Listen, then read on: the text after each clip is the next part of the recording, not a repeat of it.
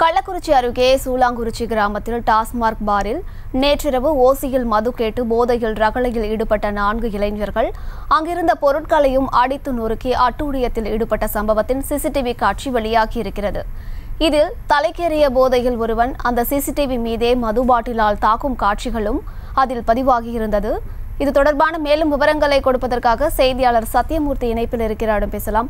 சத்தியமூர்த்தி, விவரங்கள். வணக்கம் அம்ருத். கள்ளக்குறிச்சி அருகே சூலாங்குறிச்சி என்ற கிராமம் அமைந்திருக்கிறது.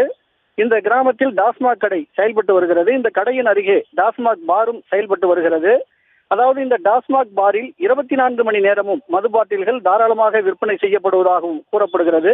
இதனையடுத்து நேற்று நள்ளிரவு கஞ்சா போதை ஆசாமிகள் 4 பேர் இந்த பாருக்கு வந்திருக்கிறார்கள். அப்போது அரசு அனுமதிக்கப்பட்ட நேரத்தையும் தாண்டி இந்த பார் செயல்பட்டு இருக்கிறது. இதனைத் தொடர்ந்து அந்த போதை ஆசாமிகள் 4 பேரும் பார் விற்பனையாளரிடம் சென்று ஓசியில் மது பாட்டில்கள் கேட்டிருக்கிறார்கள். அப்போது கையில் பணம் இருந்தால் சொல்லுங்கள், மது பாட்டில் தருகிறேன், காசு இல்லை என்றால் தர முடியாது என்று பார் விற்பனையாளர் கராராக கூறியிருந்ததாகவும் சொல்லப்படுகிறது. இதனால் ஆத்திரமடைந்த அந்த போதை ஆசாமிகள் அங்கிருந்த பொருட்களை அடித்து சூறையாடி ரகளையில் ஈடுபட்டிருக்கிறார்கள். அதில் ஒருவன் அங்க இருக்கக்கூடிய அந்த சிசிடிவி காட்சியை, அந்த காலி மது பாட்டிலால் அடித்த அந்த காட்சியையும் இதில் இடம்பெற்றிருக்கிறது.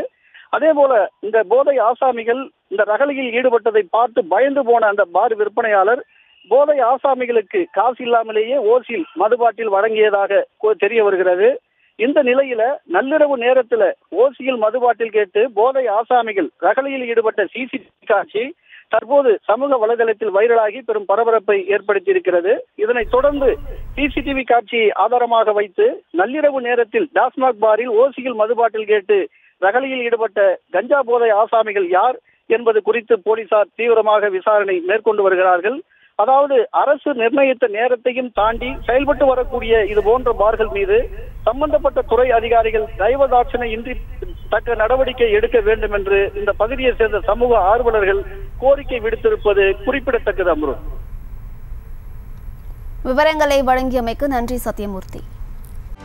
செய்திகளை உடனுக்குடனும் துல்லியமாகவும் தெரிந்து கொள்ள சப்ஸ்கிரைப் பண்ணுங்க.